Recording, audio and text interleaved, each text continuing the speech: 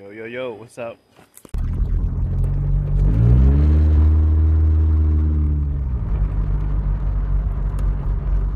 So I got these hood struts right here, but when I went up to Jersey, it got really cold and they wouldn't work. It says right here these are made in Turkey, so they're not the OEM ones. I was actually planning on just going to the junkyard and getting some new struts. I could order new ones, but I actually like going to the junkyard. I think it's kind of fun, so I'm going to take you guys with me.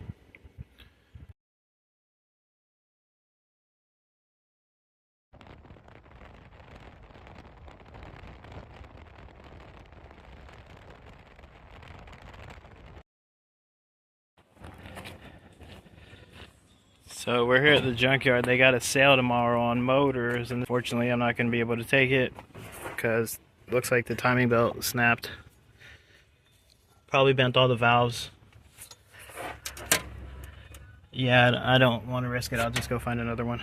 We got another 2JZ, but this one doesn't have the belt either. So without the belt, we're not going to be able to turn it over to get the transmission off.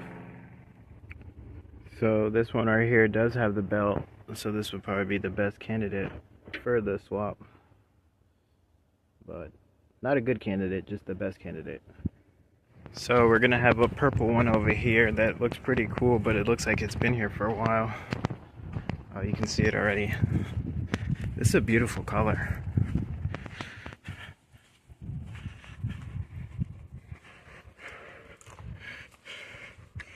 Wow, look at that. Can you get the flake on the camera?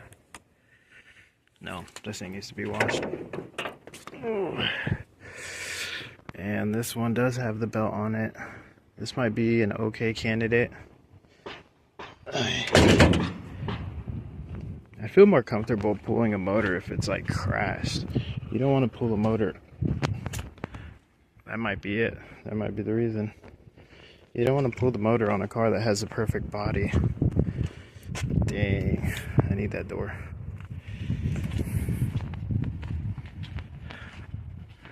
And this thing is beyond moldy. Good Lord.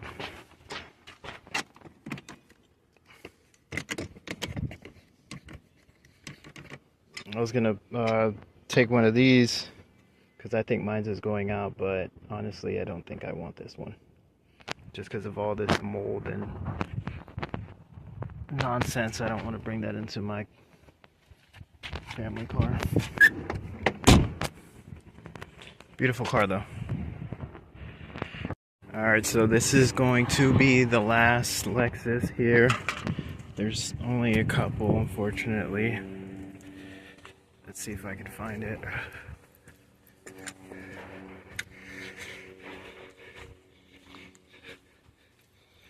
Right here. This one would be a good candidate too, but it doesn't have a hood, so all this has been getting rained on. Although it hasn't rained much lately in Florida. Alright, so we changed out the hood struts on the car. The hood struts work fine, but unfortunately the car was shutting off.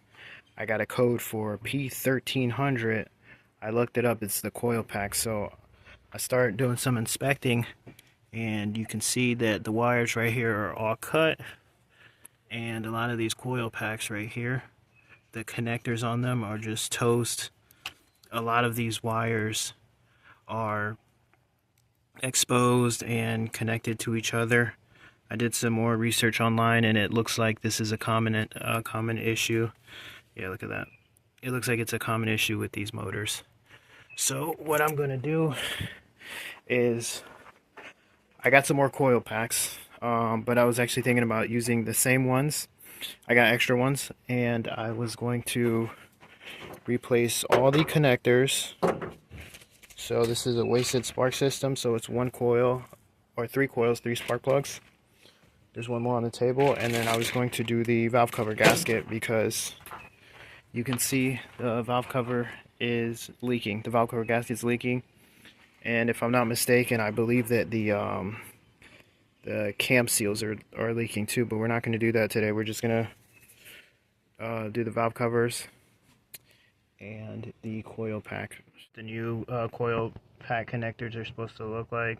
This one is absolutely destroyed, and this one is completely melted, If you look at the wiring loom right here, if it'll focus, yeah, you can see just all the wires are like exposed right there, and the whole thing is just a complete crap show. This connector right here doesn't even have the black piece, it's just the insides that go in there. And I don't know if the person who had it before maybe put this silicone, but it looks like this silicone stuff. What I did was I went ahead and taped it for the top one, but the top one is going to be black with the orange stripe. Same thing with this one, black with the orange stripe. And then on this one it is black with the orange stripe, but the second one is just a solid orange wire. So I'm not sure what's the deal with that. I'm going to do some research before I go and solder these bad boys back on. Alright, so we're going to go ahead and change out the valve cover gasket while we're here. I went ahead and sanded it with like 220 grit, degreased it with some Dawn dish soap, try to get it clean somewhat. It's not perfect, but I'm just trying to get it nicer. Change of plans, we are not soldering.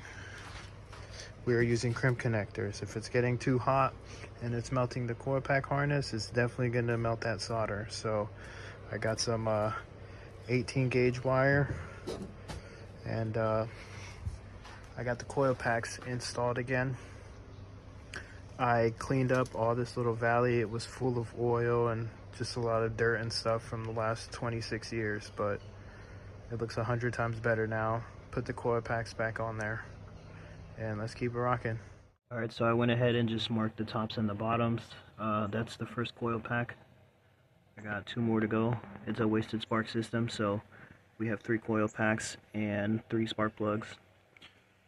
Also, this PVC valve right here on the intake side, I actually was trying to take it off on the other one, and the rubber grommet fell inside, got stuck inside the baffle. I couldn't pull it out, so I had this spare 2JZ valve cover, so I'm using this one that I took off of a Lexus IS300, but if it's the same, it's all the same.